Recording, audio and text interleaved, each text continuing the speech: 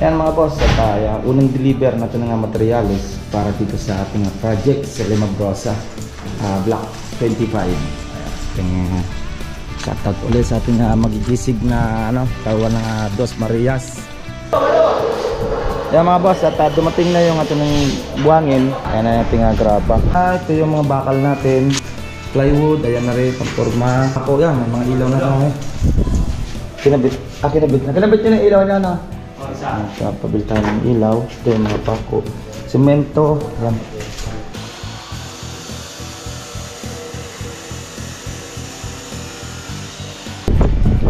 Magukay na sila. Ayan, meron tayo isang poster rin yan doon, poster dito na ito naman poster na.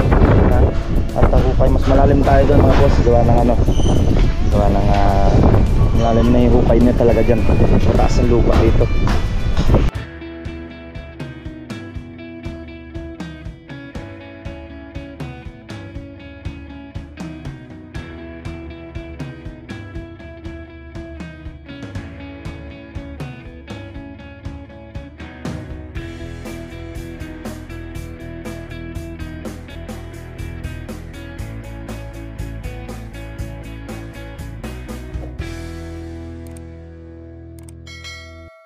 Good morning!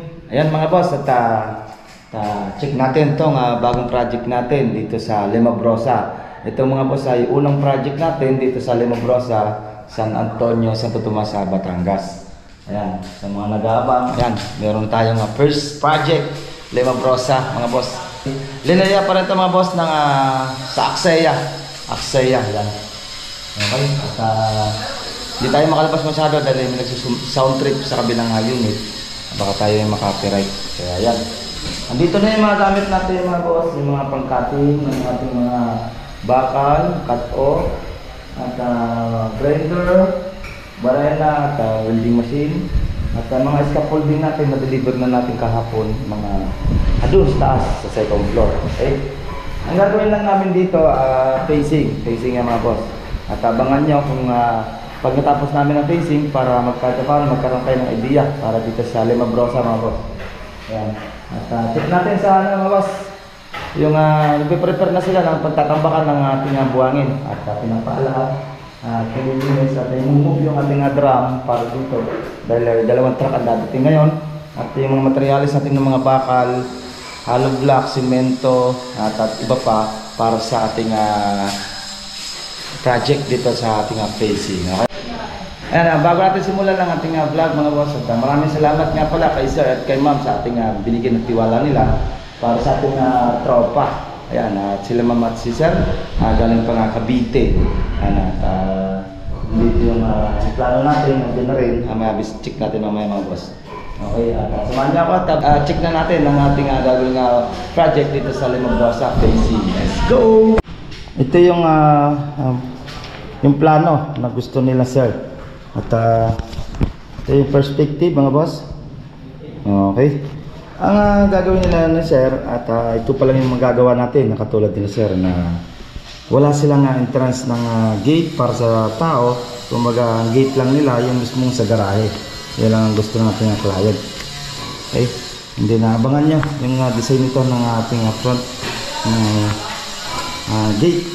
Yan front ng ating facing mga boss. Okay, ito yung ating plano. At natin yan ating mga tools. Hindi mga scaffolding natin dyan na ito, pinaprepare na nila. Pinalilipat natin yung drum doon kasi may darating na truck na deliver natin ng mga materials, yung mga hollow blocks at mga ibang bakal at iba pang materials natin na para dito sa ating facing na gagawin. Okay. Ayan o, ayun yung Makiling mga boss o. Malapit lang tayo sa Makiling. Ayan, paanan lang tayo ng Makiling. At yung ibang na-estimate natin dito sa block 31, block 37, ito block 25 mga boss. Okay? Septic tank nila. At ito, paikot lang doon. Ayan, may bakod na doon sa dulo. Kabilang naman yan, sa kabilang unit naman yan. Tatabakulan naman natin dito. Ang balak ng client dito mga boss lalagyan lang natin ng hollow blocks, and then ano lang naman to, yung steel matting na may tubo na poste, lalagyan natin para matibay. At balak nila pagsasabitanan nila ng halaman, kaya may deliver tayo ngayon ng steel matting na para dito sa kabilang side. Yan, dito sa likod naman, at dito lang yung ating bakod. Hanapin na lang natin yung sa muhundi yan sa kabila. Then itong meron itong kabila, yun. At may araw na siya. Shoutout kay kuya. Shoutout kay kuya. At kabilang unit yan ang ginagawa nila. Hindi na tayo ay didikit na tayo dyan sa kanila. Okay. Itong isa meron na rin, nalagyan na. Ayan mga boss, at nahukay na natin to. Ito, may libre tayong semento. Semento ba talaan? Ay, graba rin to? Semento. Semento. Sementong matigas. At ito, graba naman to nakuha niyo dyan. O, ano, nakasako na. At hukay na tayo dito. And then, yan ang kabila. Hukay na rin. Ayan mga boss, at unang deliver natin ng materials para dito sa ating project sa Limabrosa. Block 25. Ayan. Shoutout ulit sa ating magigisig na tawa ng Dos Marias. Tsaka yung tubo natin na dos, ayan na. And then yung ating 1x1 at yung gagamitan din natin para sa steel matting. Mayroon na graba, semento, yan. At darating pa yung iba nating materials. Okay. And then na dito, ayan, tuloy pa rin natin hukay muna habang wala pa yung bakal natin. Ayan mga boss, at ito yung ping deal. Tatlong deliver sila ng buhangin at graba, mga hollow blocks. Tatlong deliver sila ngayon. At bayaran na natin ng kabuuan. 51,655 yung bayaran natin. At tatlong deliver. At mamaya pa ibang deliver dahil kapunta tayo sa Tanawan Park Place ngayon. Bumila ka ng 52. Ito? 52,000 bilangan mo. Din ng sobra, pang merienda na lang yung mga tao ng ating Dos Marias mga deliver. Okay? So, para kasi nga po sa tayo pupunta na sa Tanawan Park Place, galing na tayo ng umaga at inakot natin ibang materials. Dadaan pa tayo sa Makiling para kuhanin yung pinto ng division sa second floor sa gasoline. Mamaya may dalawang truck pa na deliver para dito sa ating materials. Okay?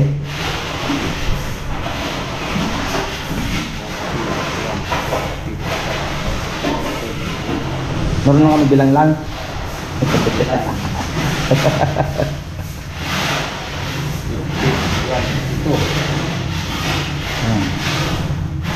Wala. Bilangan mga ulit.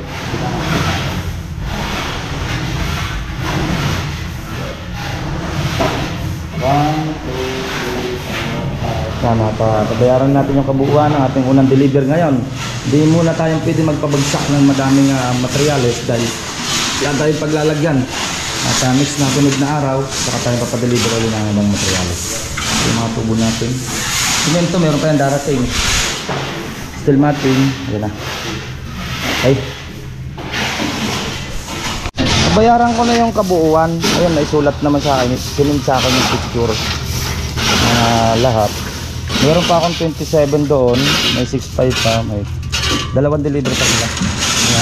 Yung 65 lahat. Ayan. Pagbilang na. May pasubra na yan. Hindi ko na kinuha yung pag-merian na yun. Ayan natin graba. Mamaya, buwangan naman. Hollow block.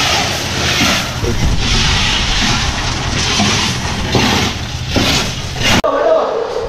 Yan mga boss, at dumating na yung ating buhangin. Ito na yung buhangin natin. Ayan na natin graba. Ang kulang pa natin na hollow blocks. Doon pala lalagay natin. Hindi na, ito nagpapabrikit na sila ng ating stirrup. Yan. Brikit na sila. Ito yung mga bakal natin. Yan. Yan yung mga bakal natin. Yan, kakating na. Okay. Plywood, ayan na rin, pagporma. Mga pako yan, may mga ilaw na tayo. Kinabit. Kinabit na. Kinabit yun ang ilaw niya na. Isa. Pabili tayo ng ilaw. Ito yung mga pako. Semento. Yan. Semento. Okay, dating na. Ito na dumating yung bakal natin. Yung wala pa, mga hollow blocks natin mga boss. Ito yung mga bakal natin. Ipinturahan pa natin yung tubo na yan para dito sa steel matting. Yung steel matting, pipinturahan din natin mga boss. Yung steel matting natin dito. Pag okay na sila, ayan, meron tayo isang poste. Poster rin yan doon, poster dito.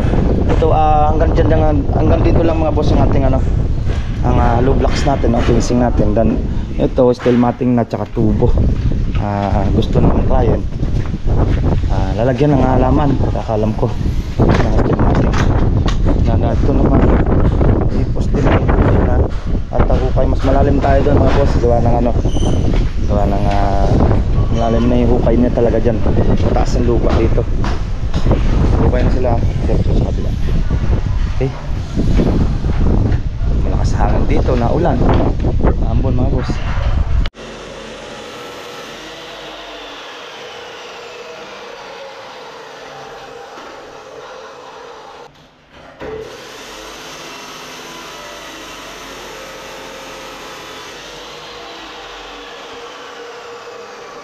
Yan mga boss, at yan na muna ang ating update dito sa Limabrosa mga boss. Linea ng Block 25. Ayan, at Linea dito sa San Antonio, Santo Tomas, Batangas. Ayan, at unang project natin mga boss sa Limabrosa Phase 3. At muulan. Ayan ayan ang site ng ating project. Yan. At lakas ng ulan dito sa Paang Makiling.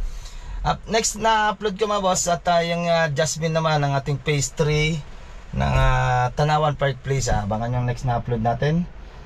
Hanggang dito na lang at ingat-ingat tayo. Maraming salamat nga ulit kay ma'am at kay sir na tiwala sa atin sa kanilang pagkakabit ng fencing o paglalagay ng fencing dito sa kanilang unit sa Block 25. Okay, hanggang dito na lang at ingat-ingat tayo. God bless you. Ito pong J. Uragon Vlog, napakaganda po ng channel na ito, no? Tungkol po ito sa construction. Actual construction po ang channel na ito, no?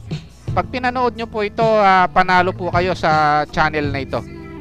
Napakaganda po ng mga video niya. Lalo na pong magaganda, no? Yung mga iba't ibang design niya. Kakaiba po yung mga iba't ibang design niya sa mga kisame. Subukan nyo pong panoorin J. Uragon Vlog na ito. Matutuwa po kayo pag pinanood nyo po yung mga video niya. Maraming salamat po.